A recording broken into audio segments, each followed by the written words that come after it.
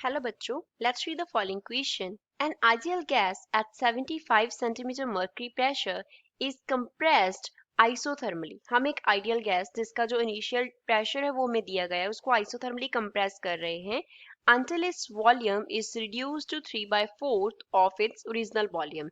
जब तक कि उसका जो वॉल्यूम है वो कितना ना हो जाए, original volume के 3/4 times ना हो जाए. It is then allowed to expand adiabatically to a volume 20% greater than its original volume.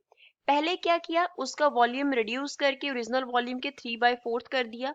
अब क्या किया, उसको adiabatically एक्सपैंड करके उसका वॉल्यूम ओरिजिनल वॉल्यूम से 20% ग्रेटर कर दिया.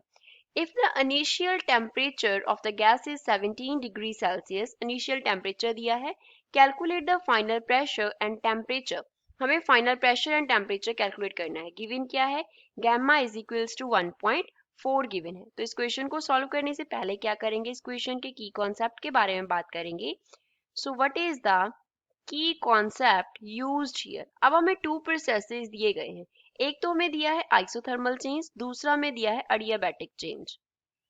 आइसोथर्मल चेंज, तो आइसोथर्मल चेंज के लिए हम क्या करते हैं, कौन सी इक्वेशन यूज करते हैं, बॉयल्स लॉ.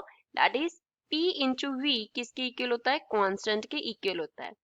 अब यहाँ पे P जो है वो रिप्रेजेंट करता है प्रेशर को. P here is pressure and V here represents volume. तो ये इक्वेशन हमारे पास आइसोथर्मल चेंज की होती है फर्स्ट ऑफ ऑल. सेकंड हमें दिया गया है एडियाबैटिक चेंज. एडियाबैटिक चेंज क्योंकि उसे क्या किया है, एडियाबैटिकली एक्सपैंड किया है. तो एडियाबैटिक चेंज में हम जो इक्वेशन अप्लाई करते हैं that is P into V raise to power gamma. एक तो हमारे पास कांस्टेंट हम कंसिडर करते हैं. अगर हमें टेम्परेचर एंड वॉल्यूम की फॉर्म में इक्वेशन लिखना हो देन इक्वेशन होता है T into V raise to power gamma minus 1 is equals to constant. अब यहाँ पे गैमा क्या है, गैमा जो होता है वो हमारे पास स्पेसिफिक हीट्स की रेशियो होता है. Specific heat at constant pressure to specific heat at constant volume. And ideal gas के लिए इसका जो वैल्यू है वो हम 1.5 कंसिडर कर लेंगे. T जो है वो रिप्रेजेंट करता है टेम्परेचर को. T is temperature. अब इस क्वेश्चन को सॉल्व करते हैं. उसका जो इनिशियल स्टेट है उसको हम कंसिडर करेंगे P1 प्रेशर पे, T1 टेम्परेचर पे एंड V1 वॉल्यूम पे. देन उस पे क्या किया, आइसोथर्मल चेंज हुआ. आइसोथर्मल चेंज हुआ. जब आइसोथर्मल चेंज हुआ तो उसका जो प्रेशर है वो चेंज होके P2 हो गया. टेम्परेचर चेंज नहीं होगा. आइसोथर्मल चेंज जो होता है उसमें टेम्परेचर क्या रहता है, कांस्टेंट रहता है. आइसोथर्मल चेंज में चेंज इन टेम्परेचर जीरो होता है. तो टेम्परेचर सेम रहेगा T1. वॉल्यूम जो है वो रिड्यूस हो गया तो चेंज हो रहा है तो वो V2 हो गया. उसके आफ्टर इसको क्या किया, एडियाबैटिकली एक्सपैंड किया. तो क्या हो रहा है, एडियाबैटिक चेंज हो रहा है. जब एडियाबैटिक चेंज हुआ तो इसका प्रेशर चेंज हो गया, P3 हो गया, टेम्परेचर चेंज हो गया, T2 हो गया.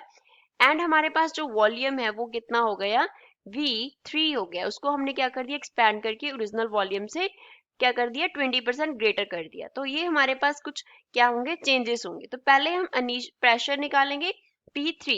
तो P3 निकालने के लिए पहले P2 निकालना होगा. तो अब क्या है हमारे पास, इनिशियल आइसोथर्मल चेंज है, आइसोथर्मल चेंज है. तो पहले हम आइसोथर्मल चेंज में जो टेम्परेचर है वो तो कांस्टेंट रहता है. तो प्रेशर एंड वॉल्यूम पे कंडीशन लगाते हैं. That is P1 V1 is equals to P2 V2. अब यहाँ पे P इंटू V जो है वो कांस्टेंट का कंडीशन लगाया है.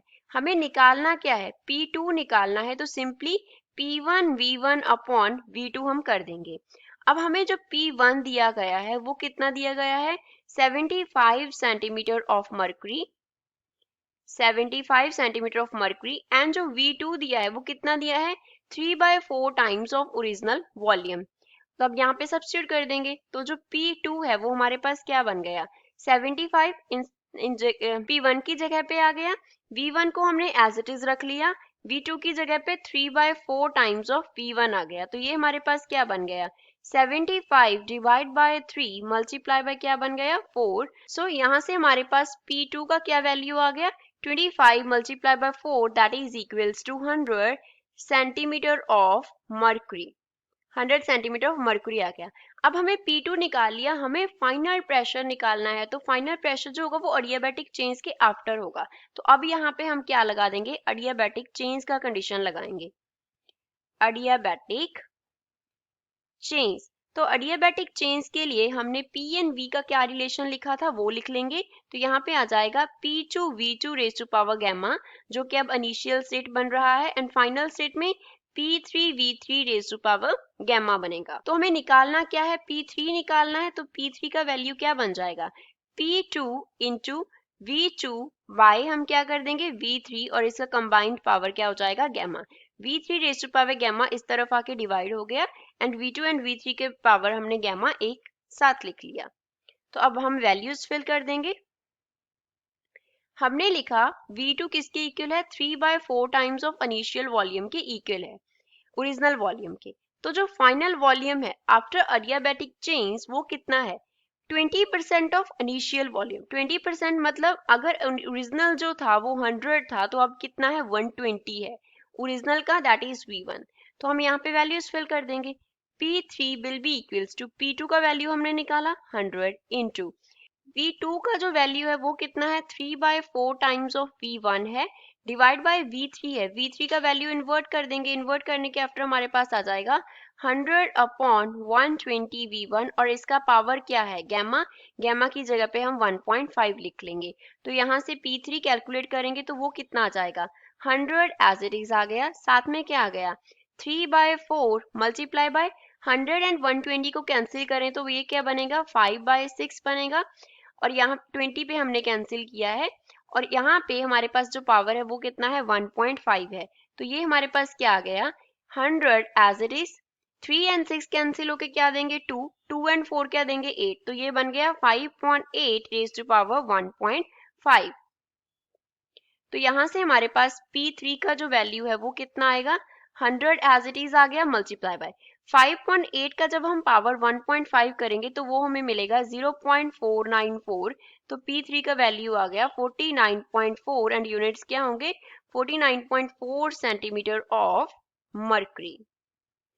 तो ये हमने क्या निकाल लिया, फाइनल प्रेशर निकाल लिया। अब हम फाइनल टेम्परेचर फाइंड आउट करते हैं। जब हमने स्टेट को T1 से लेके सेकंड स्टेट तक लेके आए तो वो तो टेम्परेचर सेम रहा ड्यूरिंग द आइसोथर्मल प्रोसेस। उसके आफ्टर हमने क्या किया, अडियाबैटिक एक्सपेंशन किया।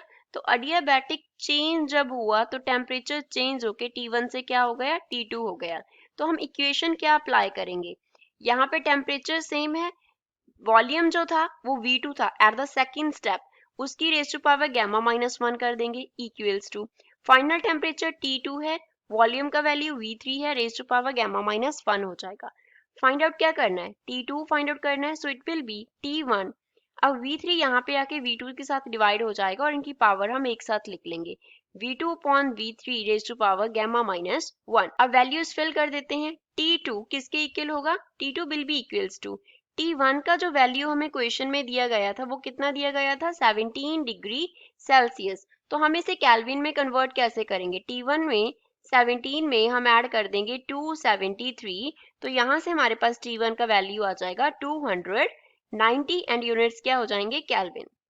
तो यहाँ पे क्या फिल करेंगे, 290 इनटू हमारे पास क्या है, V2 है, V2 का value 3V1 upon 4 into V3 का वैल्यू इन्वर्ट हो जाएगा again 100 upon 120 V1 raise to power gamma -1 है, तो 1.5 -1 आ गया।